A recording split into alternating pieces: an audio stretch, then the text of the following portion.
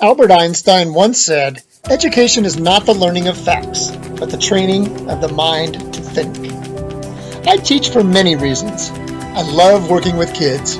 I want to be a mentor, and I have a great deal of world experience that I would love to impart to the next generation of young adults.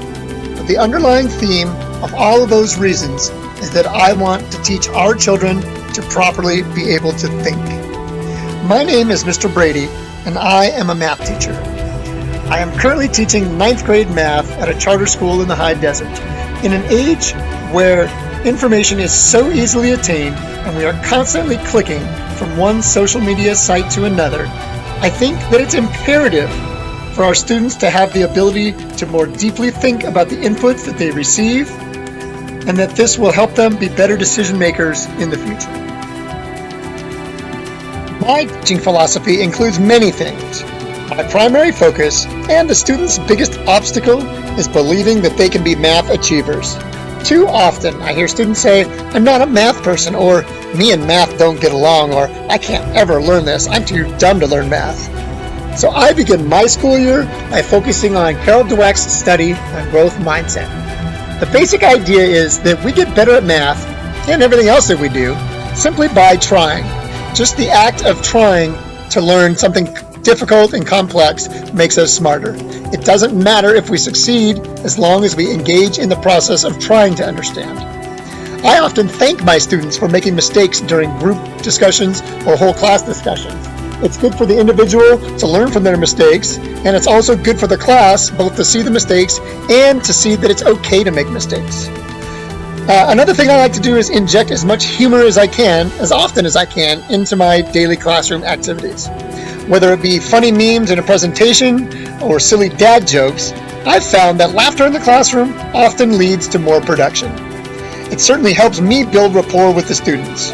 Once the students figure out that I'm a regular guy and I'm relatable, they are much more likely to follow my lead. Another thing I like to focus on in my classroom is making things fun.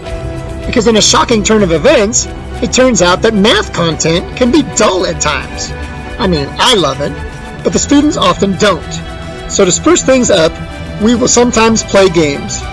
We play Kahoot games online, or we play a version of basketball called Trashketball, where students answer questions and win a chance to shoot baskets into the trash can.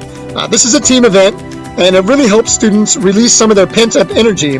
And also, who doesn't love knocking down three-pointers from downtown? The last thing I'd like to talk about in my teaching philosophy is just being a bigger part of the students' lives. We often complain that we only get them for an hour a day, but that doesn't have to be the case. Doing extracurriculars like clubs or coaching the basketball team are a huge part of my focus as an educator. Or just being the guy splashing around in the mud with them during a field day can be the difference between reaching a student or not. Like I said, there are many aspects to being a great teacher, but the most important aspect, in my opinion, is just being real with them and wanting to be there. These kids can smell a fake a mile away. So if you're an educator that doesn't really want to be in the classroom, or you don't really like kids, we're probably not going to be successful. My passion stems from just simply wanting to be a part of their lives.